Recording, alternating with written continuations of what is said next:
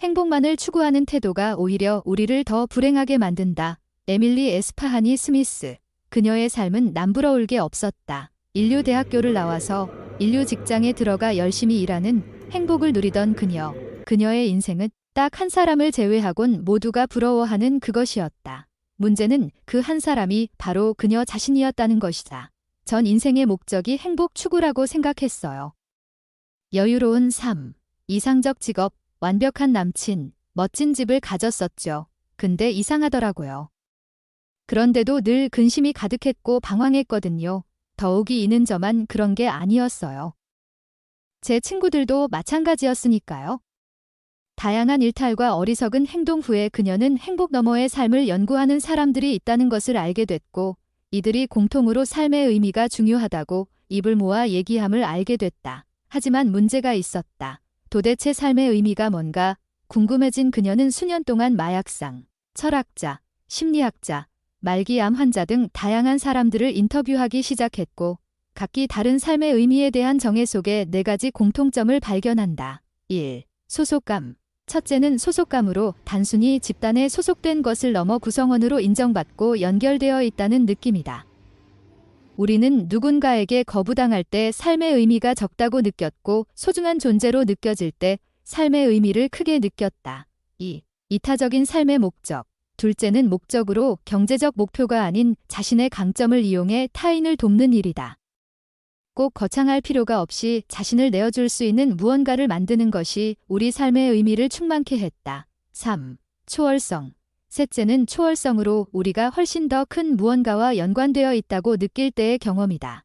흔히 종교를 떠올릴 수 있는데 대자연이나 예술 작품을 감상할 때 혹은 글을 쓸 때도 경험할 수 있다.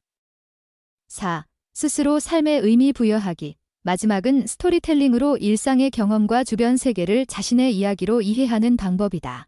스토리가 삶의 의미가 된다는 말은 우리가 삶의 의미를 스스로 만들어낼 수 있다는 말이다.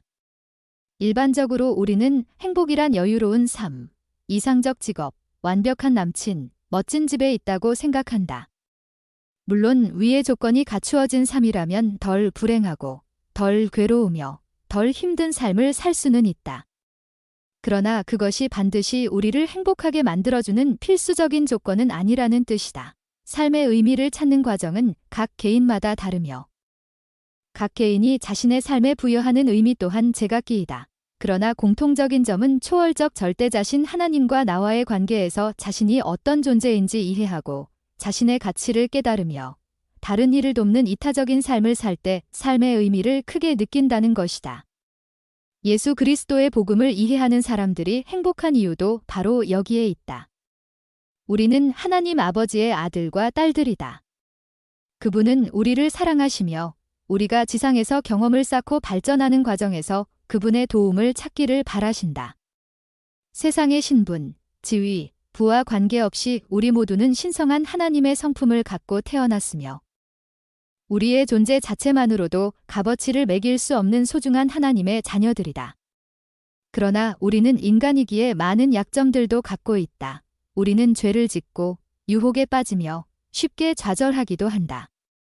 자신의 가치를 폄하하는 사람들 속에서 움츠러들며 스스로가 가치가 없는 사람이라고 믿어버리기도 한다. 그럼에도 불구하고 우리는 기억해야 한다. 우리가 하나님께 얼마나 소중하고 사랑스러운 존재인가를 영혼의 가치가 하나님 보시기에 큼을 기억하라. 교리와 성약 18편 10절. 내 자신이 얼마나 소중한 존재인지 깨닫고 내가 마주치는 모든 사람들이 하나님의 소중한 자녀라는 사실을 깨달을 때 우리는 비로소 삶의 진정한 의미를 찾을 수 있다.